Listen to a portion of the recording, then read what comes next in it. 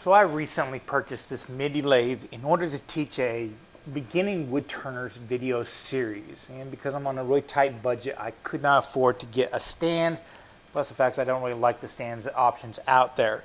And as you can see, this lathe is way too high for me to use effectively.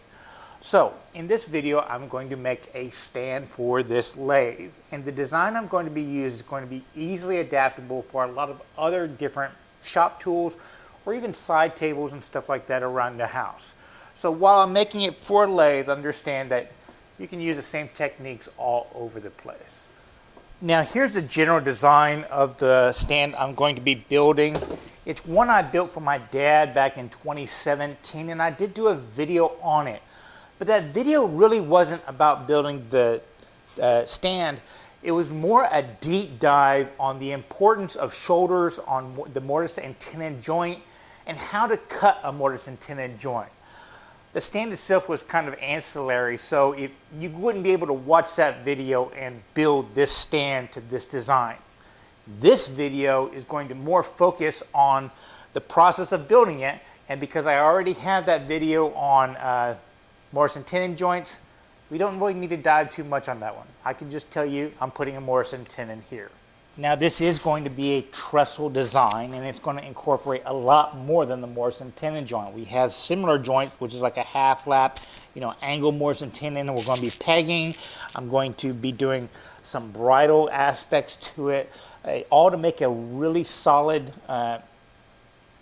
stand that doesn't take up a huge footprint and doesn't use a whole lot of material.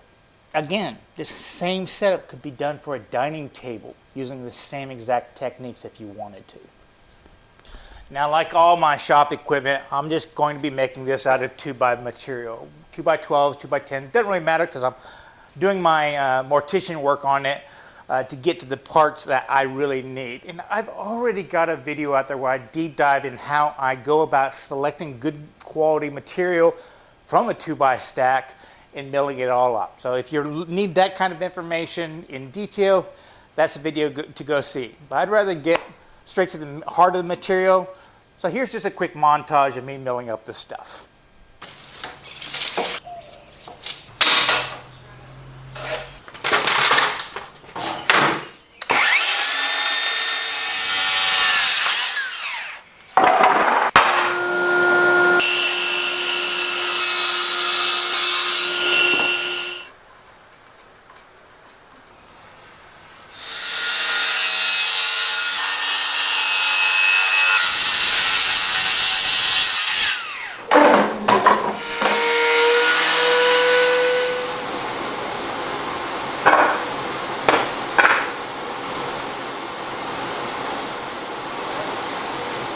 Now, one of the things I really like about trestle style tables is the lack of precision you can take when you're milling your stock. You don't have to have everything straight and perfectly square in order for this kind of design to work. You will end up with a perfectly joined table even if your milling is less than perfect. Y'all just watch me. I was roughing stuff out with a circular saw in my finger guide doing straight edges. I ran them through the thickness planer to make them all consistent, but for the most part, I could care less how thick individual pieces were, with the exception of one piece. One of the pieces I wanted to make a perfect 1 inch. Why 1 inch? Because it's a nice round number on my tape measure. That's the thickness I would need. You can use any measurement you want. One's just easy for me to do the math with. And those will become these two angled pieces right here. Now, I will be making some detailed plans for this table, but I am going to be doing that after the fact. This is kind of how I do almost all of my design work. Just a little sketch to get the dimensions right for me. And the only dimension I'm concerned with in this entire project is the height at the spindle, because I want in between centers to be right at my elbow, and that's got to be between 44 and 46 inches. If you haven't noticed, I have scoliosis, so I'm kind of lopsided. So the elbow height is kind of the standard measurement on most lathes. You can adjust it for different projects, but I'm going for my elbow height.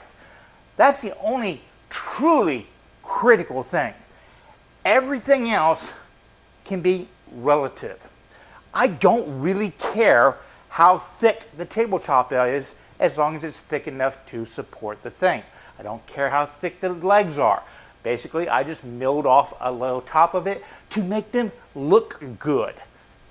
If they're not straight, I don't worry about it. The only parts that have to be perfectly aligned are the joints. And that's going to come about by the tools you use, the saws, the hand saws, the table saws, that kind of stuff. If it's wavy in between, nobody will really know.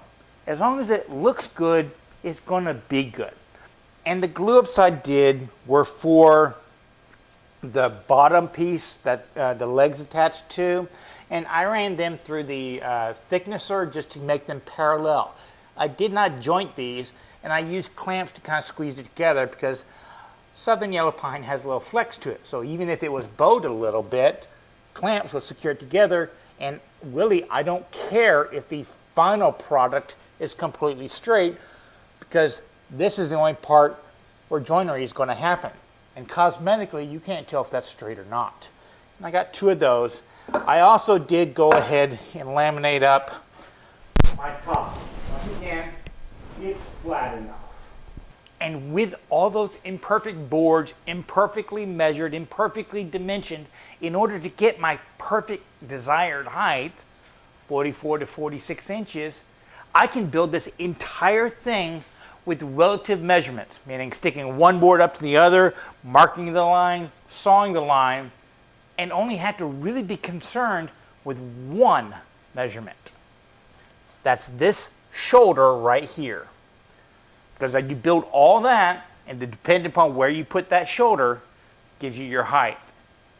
Trestle tables like this really are forgiving for whatever your ultimate goals are. So with that in mind, let's get busy. So since we're doing relative dimensioning for everything, and the top is where the lathe is going to be, so you could say that that is one of the most important parts. We're going to start with the top. Now, I did glue this up after jointing it. I'm not 100% sure if these 2 sides are parallel because my jointer might have added a taper to it. And I don't know about you, but whenever I'm doing my final dimensioning, I like to take a little bit off of each side to kind of clean it up. Just go really nice and slow through the cutter. So I want this to end up being about 12 inches, and right now it is 12 3/8. So I'll start taking 1/4 of an inch off and then just refinish the other side to make it nice and clean.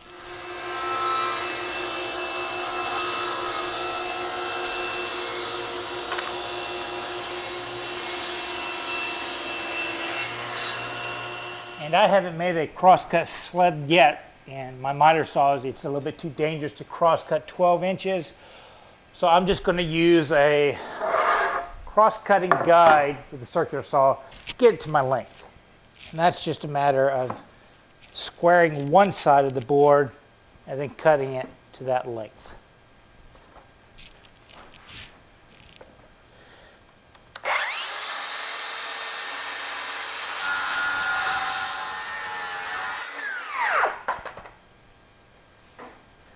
That leaves us a board that is dimensioned but not shaped. So pick your good side, that's going to be the show side. Put that down. And let's start just laying stuff out with relative measurement. So on the underside, we're going to have 2 cross pieces right there. That's going to kind of brace the force against our frame right there.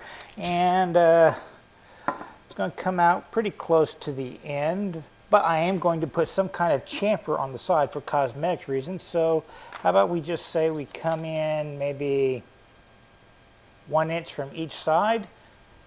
And this being a little over 12 inches, or 12 inches exactly, I need to cut these down to 2 10-inch sections for those 2 parts.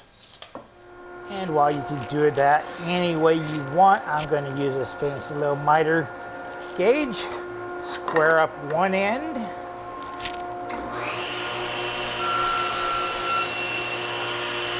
Flip it over, drop a stop, and cut 2 sides.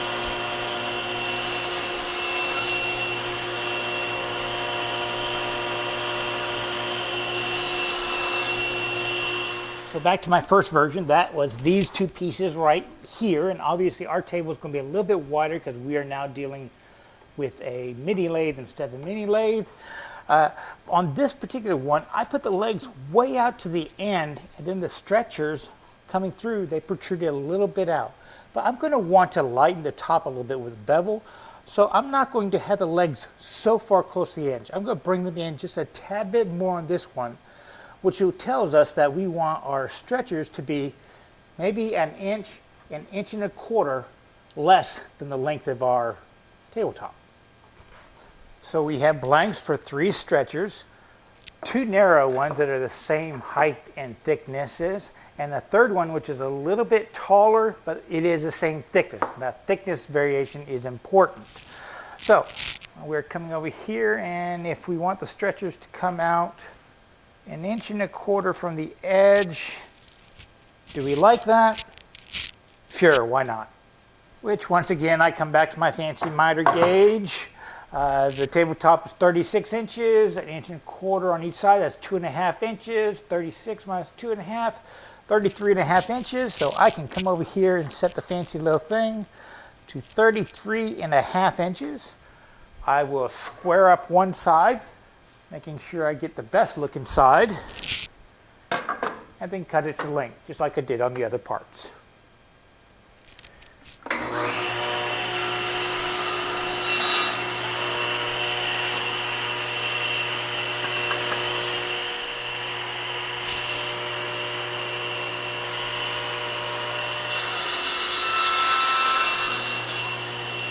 But remember, the fancy tools don't make me any more accurate. I can get the same results with a pencil and a hang-back saw. Now we're back at the original version.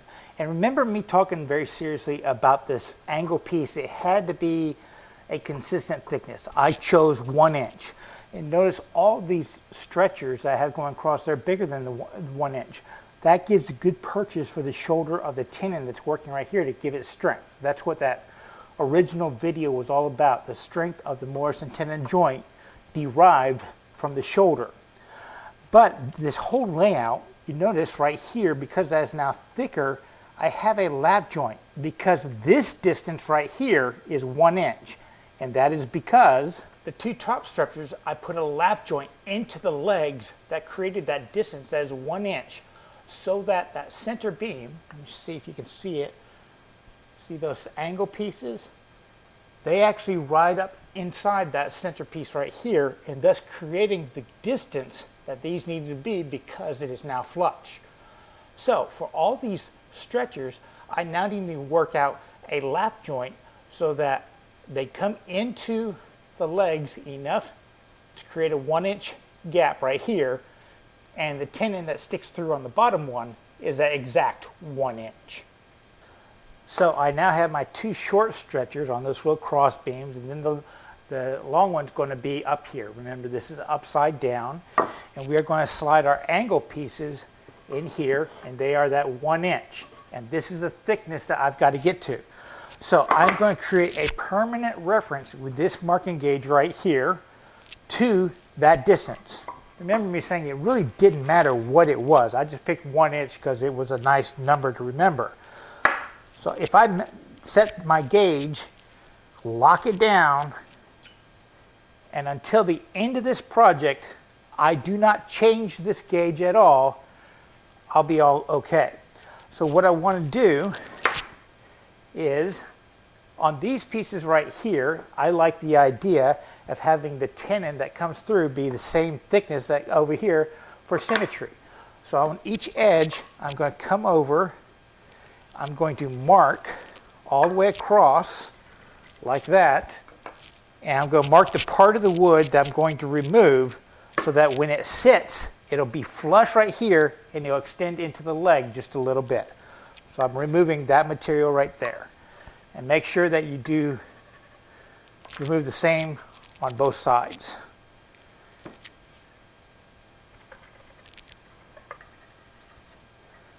Once we got those 2, we now need to work on the lower one. And the lower one we want to be this thickness, but in the center. So we're going to take an equal amount off of each side. The easiest way I know to do that one without a lot of measurements is I have a second gauge. Now, if you only have one gauge, do this first, and then you can reset it, because you only have to do this for this one board. Take one of those angled pieces, kind of eyeball it in the center, and then set your gauge here. Lock it down, and I hate to say it, it's a bit of trial and error. I will come over here, and then I'll come over here, and if I can set this down without moving it, and there being a gap, which I see a little bit of a gap on this side, so what I'm going to do is adjust my gauge to take up about half of that gap. Micro adjusters on these modern day things are the reason why I believe modern day marking gauges are far superior to the antiques ones. It's one of the few tools that you can say that. Once you've got it, so it's even on both sides, you know that this board is not only centered here, but if you were to remove that much wood from each side, it'll be a perfect fit in our stand. So now that we know how deep from each side, or from one side of those to go, we need to know how far in to come. And easiest way I know to do that one is to eyeball it. I kind of like the idea of having it protrude a little bit, maybe 1/4 of an inch. So if I come over here, I just make a quick line and take that measurement, that's how far I need to cut up on every single board. There is no math or anything like that, just mark the distance. I will use a ruler for no other reason than a consistent stop, and that will give me a reference I can do on every single board that will be the same. So the process for me is I would use the gauge, set that up, set my square up there, grab my knife because I prefer knife lines to pencil lines, and make my cut. And I do prefer a wooden square over a steel square because these are easy to square up to correct for any variance.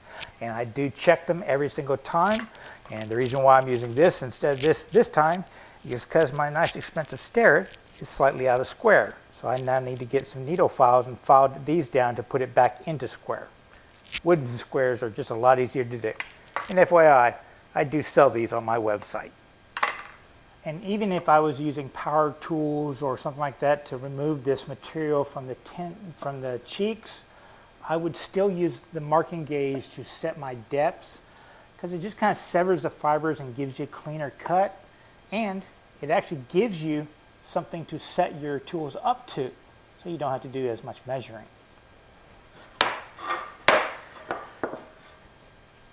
What I mean by that is if you have something like your table saw that you want to use to cut these shoulders on, well, you can actually raise it up to your level, get really close, then go ahead and turn it on and actually watch the line to see where it's cut. It's cutting on a little bit sideways. Come back in. Come into the blade a tad bit. Make sure you're not passing over. Where I can see, I can go just a tad bit higher. Then lock it down and make the cuts. And while I don't want this to become an ad commercial for this particular miter gauge, because these techniques are available to all different types, I do want to show a few tricks that I haven't showed in other videos. Because I have a lot of videos showing you how to hand cut these with a back saw or even a cross cut saw, bandsaw, all that kind of stuff using router planes. So let's try that on a table saw in this video. And here's the thing. Our line right here is relegated to this side of the blade. So if I want to do a consistent cut on all three of these stretchers, an easy thing to do would be measure from this side of the board over to my line. That happens to be 31 3/4 of an inch. Well, even if it was slightly off from that, maybe a difference between my tape measure and this gauge right here, as long as I'm consistent on all the boards, it'll be just fine. So I'm going to set this gauge to 31 3/4, lock it down, set up my stop block over on that end, and now I can make a cut on this side, flip it over, make another cut, and do that to all three of these boards, and know that my shoulder on all three of them will be very consistent, so that the alignment of the entire table will be pretty much perfect.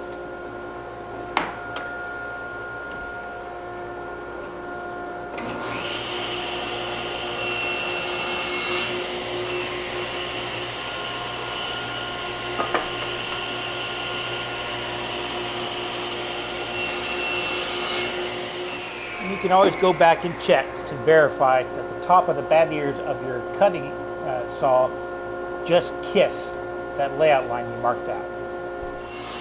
And after I've made the final shoulder cut, I can go ahead and knock off that little block on the end.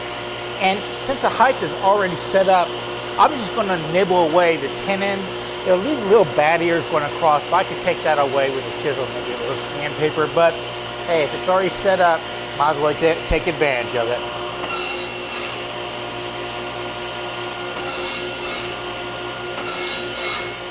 Also, if you are creating a story stick, which I do for a lot of my projects, before you change this setting, which I use for all three stretchers, it might be a smart idea just to capture that measurement for posterity's sake.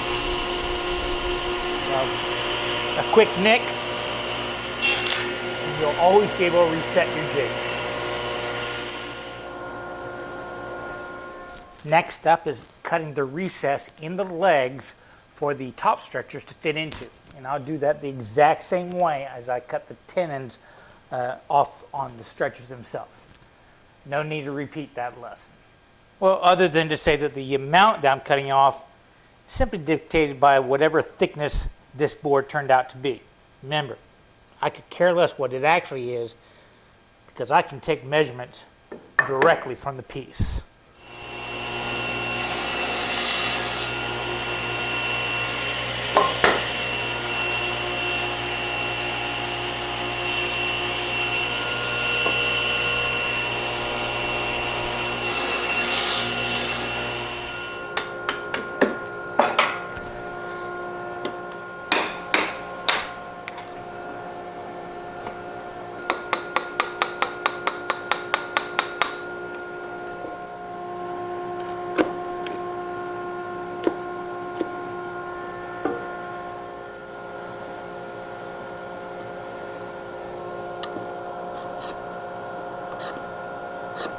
Next up, we've got to cut the tenon on these angled pieces that go into the big stretcher in the middle. And I'll give you a little secret to my design.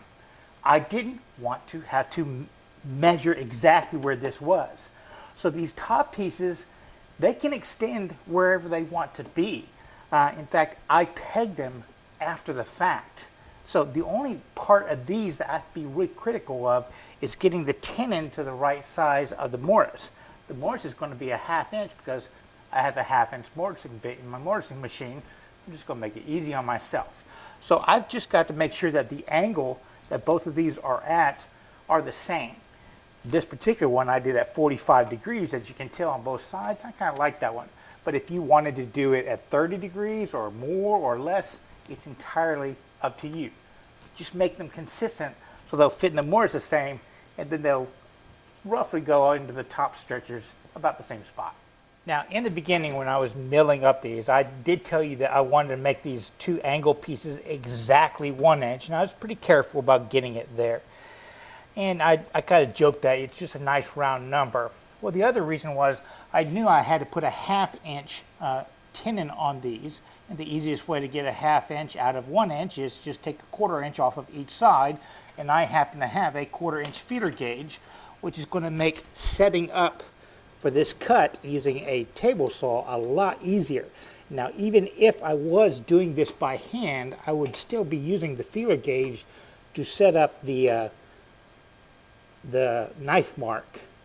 It just makes life a lot easier setting things to another item relatively than going with a tape measure and getting it right on that line.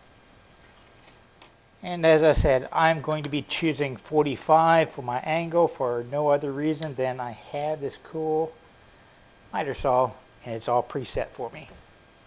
when you're deciding where the tenon shoulder should be, just go ahead and leave the tenon exceptionally long.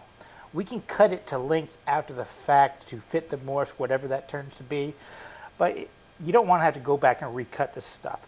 So just give yourself some extra length on the tenon now and worry about it later for cutting it to size.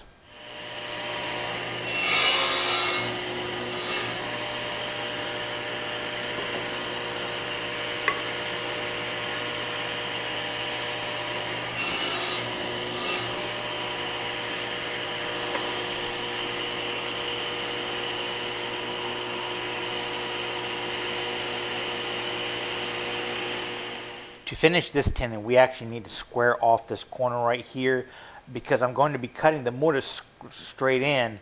That corner would show if we had left it there. So by cutting it off, I can slide it straight down in.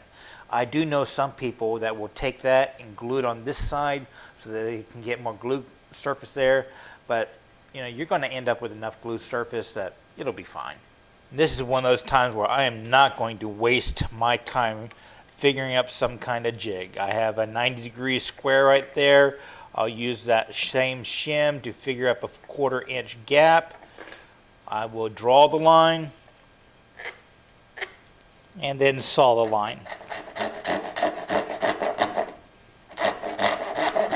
Sometimes it's just not worth the effort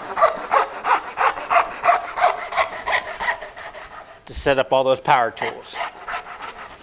And I'll do the same thing for the tenon's length. I'm going to do mine at 2 inches, so I got a 2-inch chisel, just make life easy.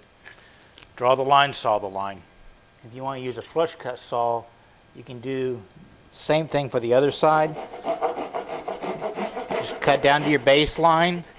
But with a flush cut saw, you don't have to really line everything up. You just kind of use the shoulder you've already got established, and then just do it a little bit from both sides.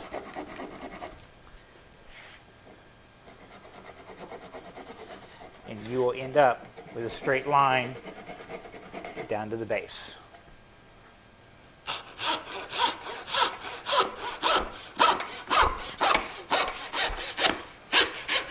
And there we go, a tenon ready to be put in the mortise. Remember, this just has to be accurate. It doesn't have to be pretty. It's going to be inside the wood. Nobody has x-ray vision. They don't know how close to the line you actually got. Now I have a mortising machine. That's what I'm going to be using to cut my mortises. But if you don't have this machine, you know, you can use a chisel, you can use a drill bit and chisel, you can use a router. It's just a mortise. It's a hole in wood. You're a woodworker, you can figure it out.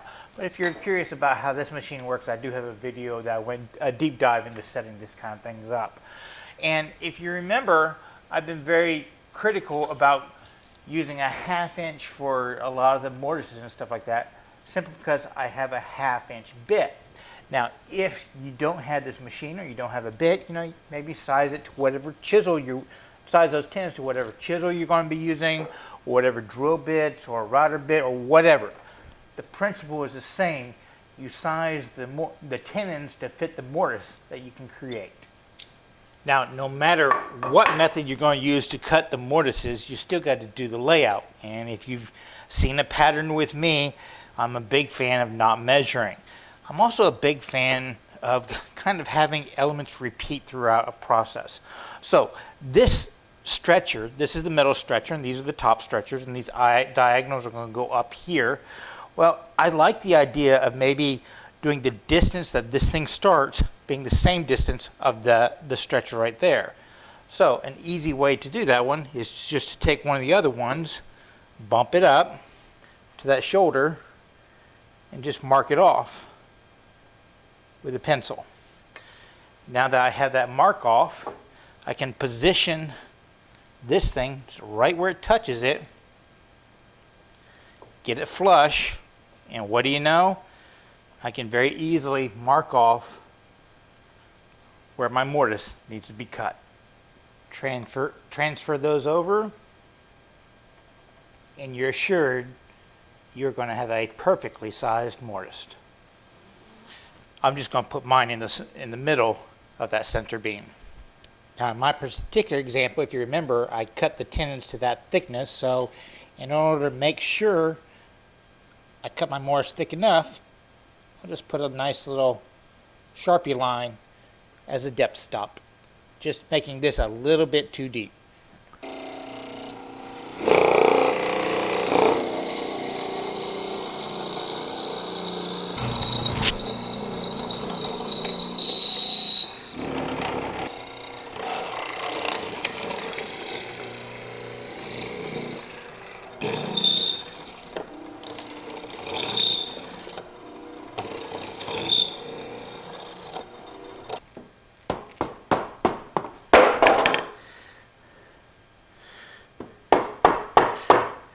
So with these two now fitting just fine, we now have to do the most dreaded part of the whole project, the measurement for the legs. Remember, that was really the only math that I had to do here. So I can somewhat dry fit the whole table now. I know these are going to be the feet. I know I have casters, and these casters are 5 inches. And I know the thickness of the top. So now I have to do the math and add up the thickness of the top, the length of the legs, the height of the feet, and the height of my casters, which is 5 inches in this example, and subtract that number from my target goal of elbow height.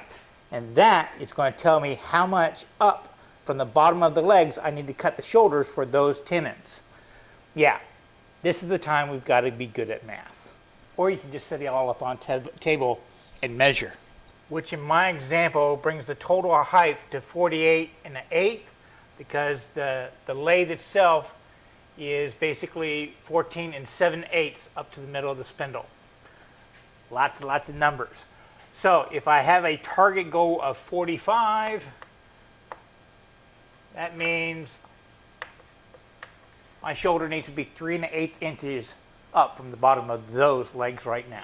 With that, it's just a matter of setting up a stop block and cutting the shoulder. What I'm doing is a 1/4 inch shoulder in order to get a 3/4 inch tenon on this stop. 2 of those per side, and it should be more than strong enough. But if you are doing this by hand, I highly suggest that story stick. Make your measurement on the story stick and then transfer it to each one of the boards via the story stick. That way you know you'll be consistent, because a consistent cut in this situation is a lot more important than a perfectly accurate cut. If you are even 1/8 of an inch off, it should work out okay, as long as they are all an equal 1/8 inch off.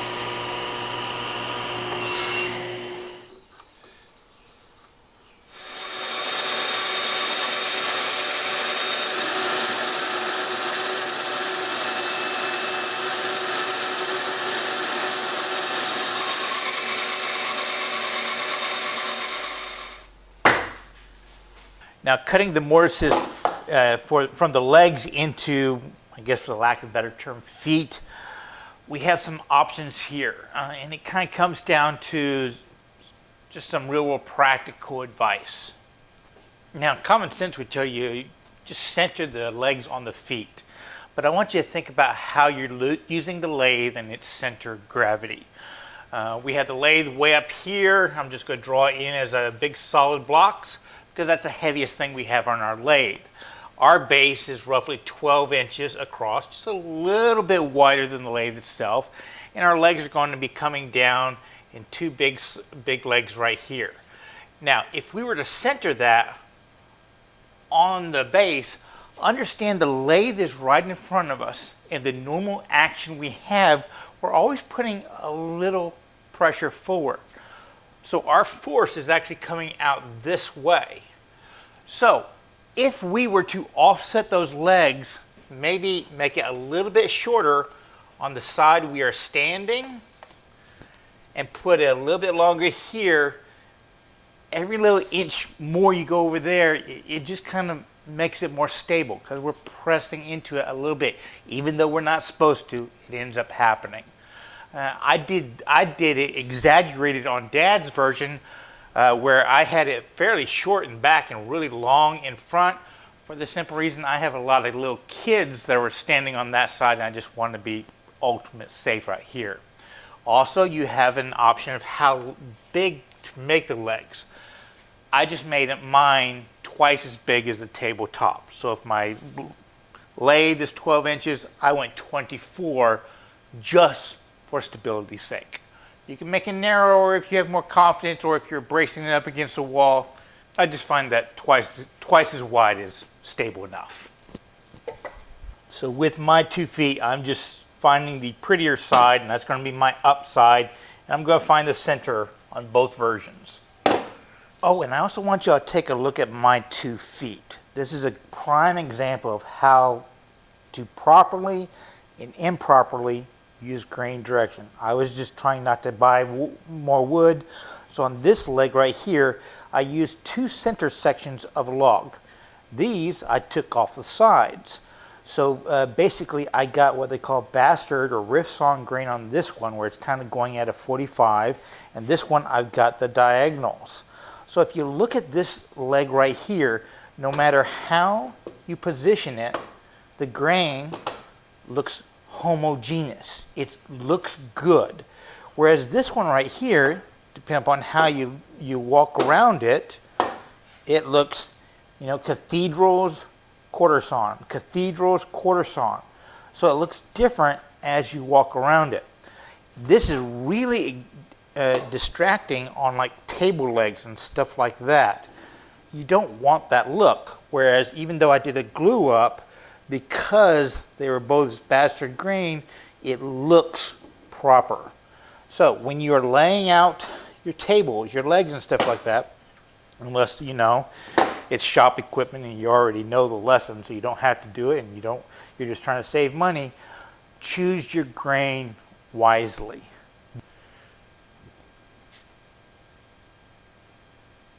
Now this is kind of critical. You want to go ahead and label where your legs are going to be. I like to do A, B, and 1, 2, you know, so that things don't get mixed up. And then I'm going to line up my legs so that, you know, I have those interior gaps are on the interior, and label them. This is going to be my A. This one's going to be my B. The reason why that's important is I have no clue how thick or how wide these tenons are.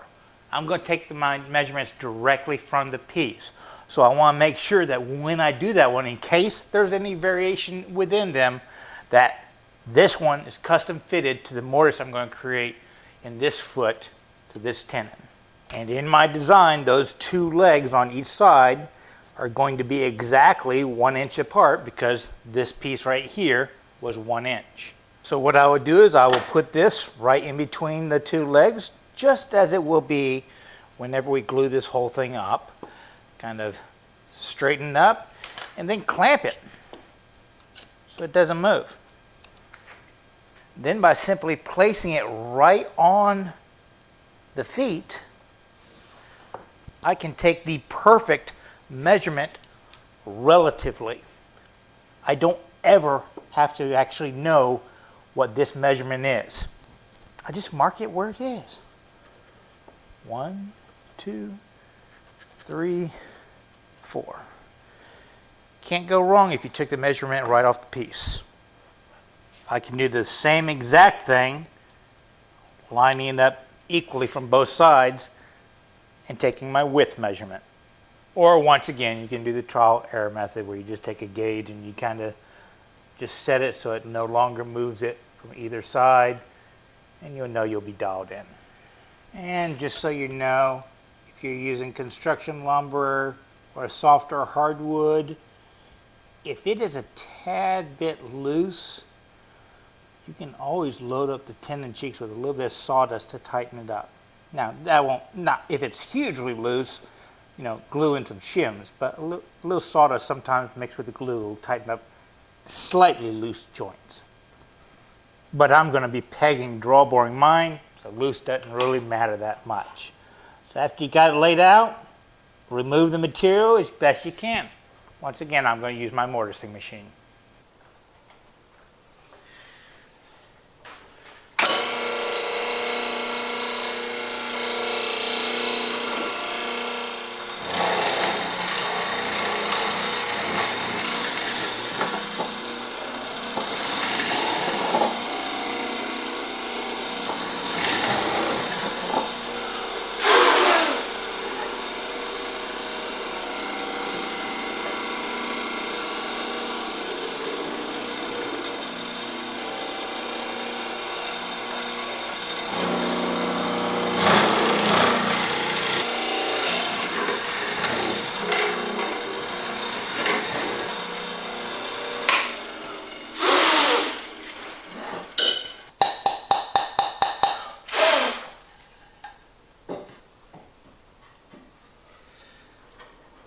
pretty good fit.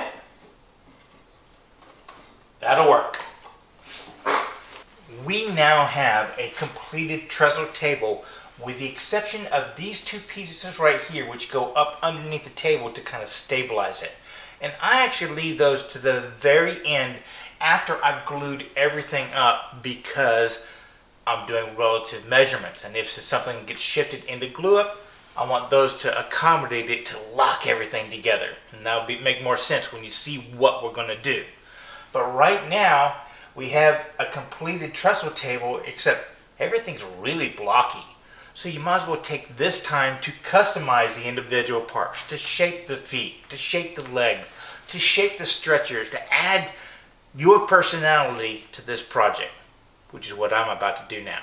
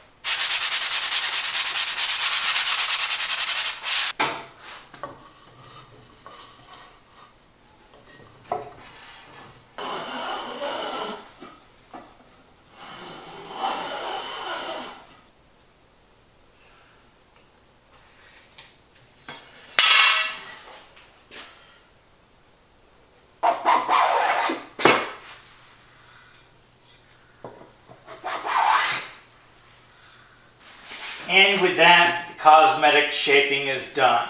All that's really left after this is what I like to call the make pretty. That's, you know, rounding, breaking edges, getting rid of pencil marks, making sure things are smooth, that kind of stuff.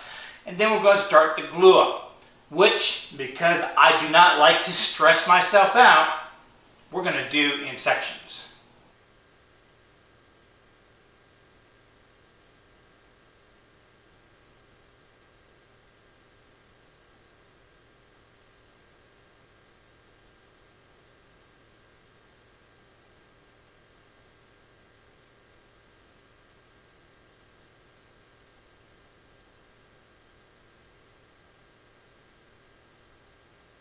And when gluing up things like tenons and mortises, I am a big fan of these cheap little silicone spatulas. I think they're cake spreaders or something like that. I know I get them at HEB, our local grocery store, for about $1 or $2 each. And I like them better than the brushes just because they're easier to clean off. And I am going to be using Type-On 3 to glue this up simply because I know we do a lot of live fairs and we are likely going to be outside and it'll be in the back of my pickup, and if it gets rained on, I don't want it to get ruined. So I'm putting a very generous coat of glue right here because I have about a 1/16 of an inch extra space on bottom. So any excess glue will just sit on bottom, no big deal. And there's a huge amount of surface area to glue this. Now I am just going to be putting the glue on the inside of the mortise, not the tenon, so that if there is any squeeze, again, it goes to the bottom, not the top. It doesn't squeeze out on top, so it won't interfere with any kind of finish you want to put in the future if you do get any squeeze out. If I put it on the tenons itself, as I push down, it would scrape off the edges and probably squeeze out on top, which is what I don't want. Now, I am a fan of clamping stuff when necessary, but a lot of times clamps are not necessary. If fit, you're happy with the fit, just hold it for a minute or two. You know, about the time it would have taken you to go find a clamp and get everything lined up. The glue will tack up and then just lightly set it to the side. I'm going to be happy with that. Now, as far as cleaning up squeeze out, there are a couple of thought patterns right there. A lot of people, especially with PVA glue, they'll say just go get a rag, soak it with warm water, and kind of clean it off. Well, what that actually does do is it kind of dilutes the glue and just spreads it over the surface. So if you're doing any kind of wood finish that will be either not absorbed by the glue or not, you will see your glue marks. So in that case, it's actually better to scrape it off. So if you do get squeezed out, sometimes I'll just leave the squeeze out until it hardens up and then scrape it off with a chisel or a scraper. That way I know there's no glue on the surface, so it won't affect finish. But in this example, I'm just going to be putting some kind of oil on it, and that isn't affected by the glue, so if there is squeeze out, I'll just wipe it off with warm water and a rag. One component done. Next up, I'm going to be gluing 2 legs in, either the back or the front on each side. So make sure you get your numbers in the right spot for the mortises and get everything in line. Don't reverse anything, because once this is done, it would be very difficult to undo. So, same process. Fill it in with glue, slide them down, seat them really well, and set them aside for 20-30 minutes. And once again, if your joint was a little bit loose, if you grab some sawdust maybe out of the sanding bag on your disc sander or something like that, and kind of sprinkle it in there, it'll kind of thicken up the glue and it'll fill up a little bit of the gaps. Or if it's really loose, you can put some shavings in there to kind of leverage it over on the side. Otherwise, you can just peg it after the fact, or draw board after the fact. All the strength is going to come from the shoulder, not moving. So there you go. Next, I'm going to want to glue together these 3 sub-assemblies plus one of the upper stretchers to create the block. And the reason why I want to glue this and the top one at the same time is because the shoulders on these are actually what's going to square up the whole trestle table. So the trick is we want to get this piece high enough so that these cross members are at least above this one, but low enough that it still adds some stability and strength. And we definitely want to get it even. So what I would do is I would kind of eyeball it, then measure this distance right here down to the leg, and cut a couple shims that are exactly the same size that you can rest this on during the glue up to make sure it's dead on perfect. So with this shim on both sides, it'd be really hard to not get these two parallel. So I can now just set this right on here, position the legs a distance apart so that the shoulders are really snug, both bottom one and top one. When I get all my shoulders aligned just the way I want, I will then align two center points so that I can get future dowels in the middle of these boards right there. And then I'm going to pre-drill for a set of screws. These screws will eventually act as clamps for the glue while it's drying. And I'll remove them and replace them with pegs before we put the other side on. So with this center stretcher just screwed in, it's time to glue in this top one, which I've been holding with clamps just to make sure I get a tight fit on the shoulders. Shoulders are the most important part. Now these will be a strictly glue joint. I'm not going to have any other kind of fasteners on there, but other parts of it will keep this in line in case the glue fails in the distant future. And I'm only putting glue on this first inch because remember, this sticks through it. I don't want people to see the glue there. So drop it on, clamp it up, give it 10-15 minutes to tack up, and then we will unscrew, glue on, and re-screw down this center section. And while we're waiting for that tack up, I'll put a pencil line on these top two, and I'll use blue tape on the bottom to tell me where to put glue on that center piece so it glues to the back side of this.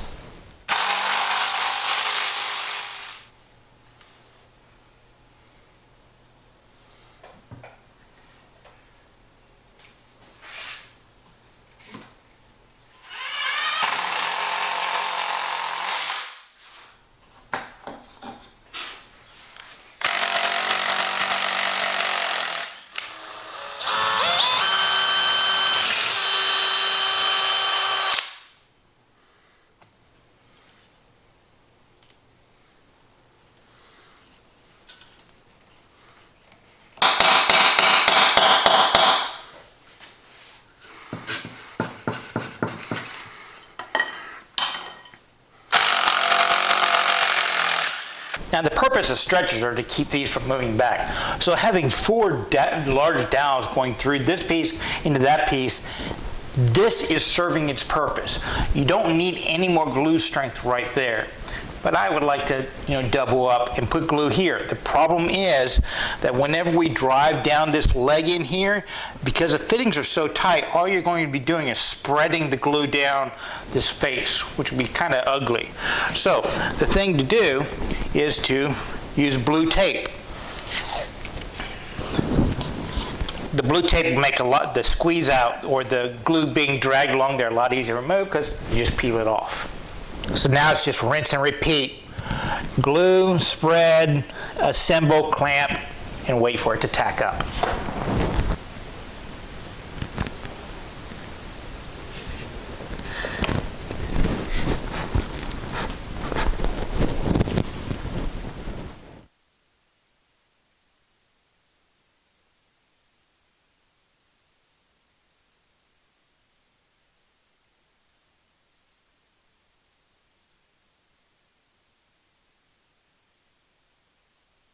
A flush cut saw will make quick work of these. I mean, they're only an inch thick, remember?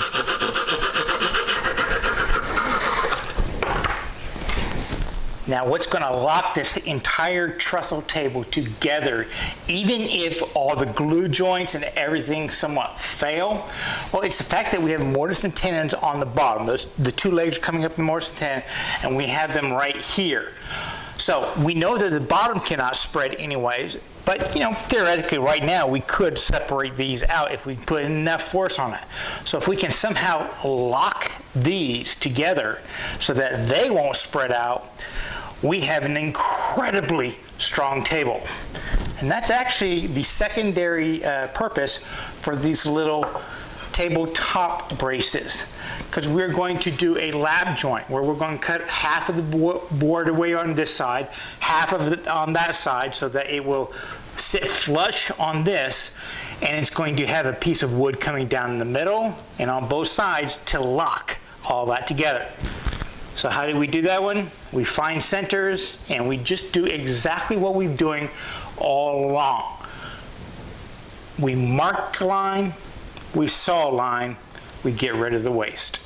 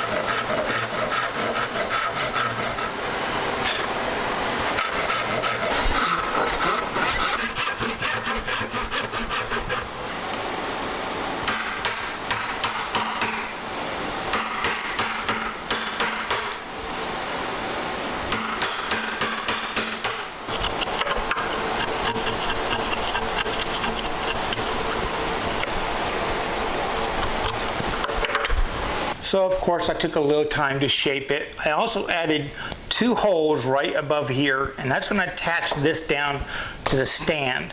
And I've got 2 holes here, and those will attach this to the top, and that'll give it a lot of solid strength contact here. But if I ever sell the lathe and I want to keep the stand, well, all I have to do is unscrew the top, unscrew these, and remake them, and I can put a different size top on this table and maybe use it for another tool. Or if you're using it in your house for something, maybe you designed a dinner table, you can then use it as, I don't know, a card table or something like that. So all that's left now is to line everything up and pound it down.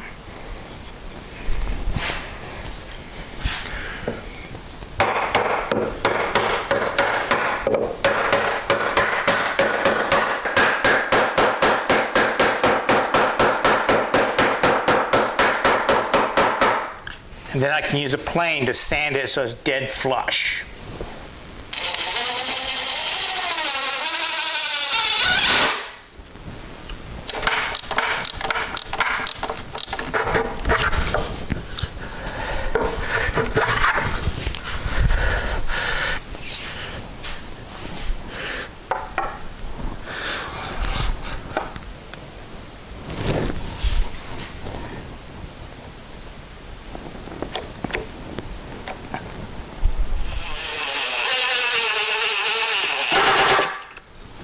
Now, pretty much every tool in my shop is going to be on casters, for the simple reason I'm in a small shop and I have to move stuff around. And it's been like that for a decade now. So I've got a lot of experience with a lot of different casters, and complete pitch. These ones from Rockler, they are lasting me longer than any others. I mean, for the longest time I had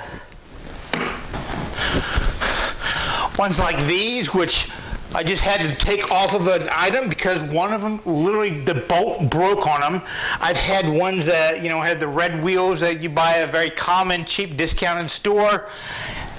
They'd actually melted, and there's at one point in time where I went and bought about 30 casters and replaced all of the ones in my shop, and over the years they've failed so often that I'm now down to just 2 machines that have those casters. I've been replacing them as I go these past few years with these ones with Rockler, and I have yet to have any foul on me. But the biggest thing, and maybe it's just because I was going cheap for so long I didn't realize what spending just a little bit of extra money did.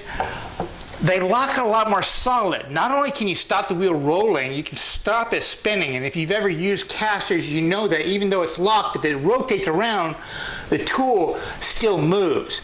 You've got to be able to lock the rotation, and these are the first ones I've used that have done that really, really well. So if you're buying casters for any of your mobile tools, I really do like these ones from Rockler. I'll put a link down below.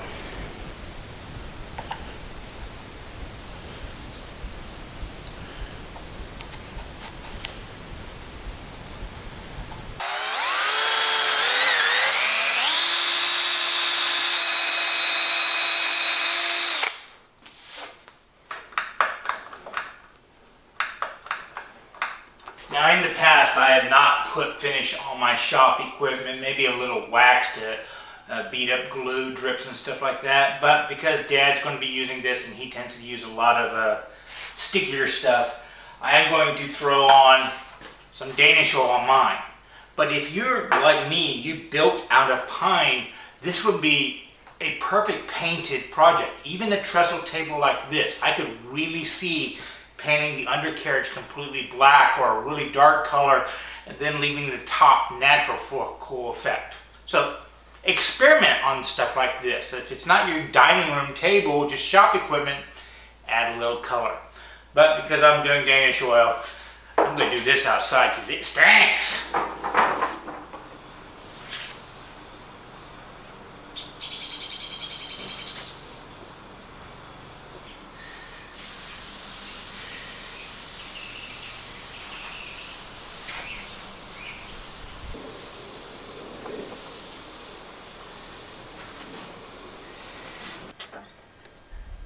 Now, if any of y'all have ever used a lathe, you know they have a tendency to kind of, I don't know, wiggle around as you work, especially when you are doing unbalanced stuff.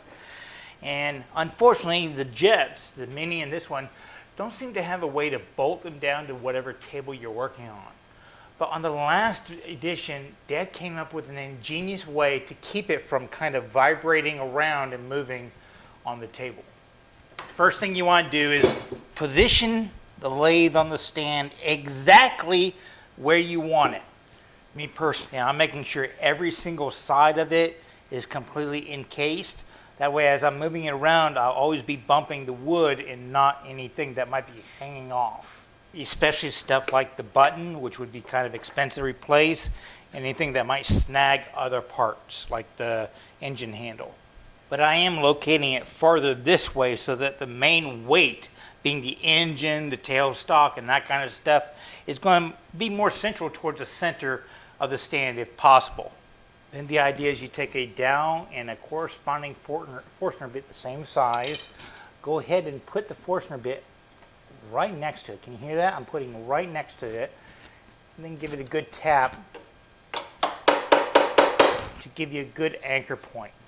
Do that on all four corners, both sides of the corner. Remove the lathe. Then at each hole, carefully line back up and drill down. Basically, I just bury the head of the Forstner bit.